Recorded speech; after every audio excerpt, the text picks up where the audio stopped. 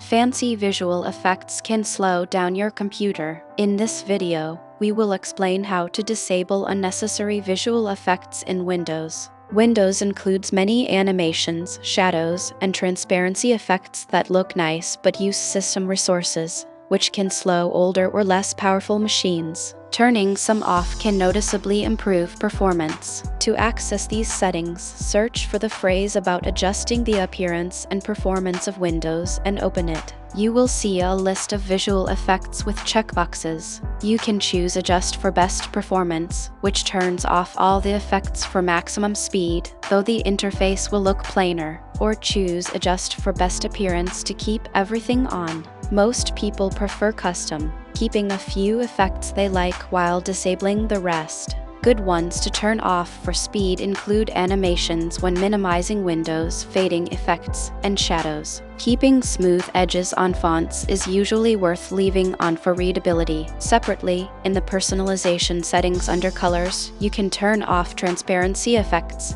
and under Accessibility, you can disable animation effects too. On a fast modern computer, the difference is small, but on older hardware, disabling these effects gives a real, welcome boost in responsiveness and snappiness.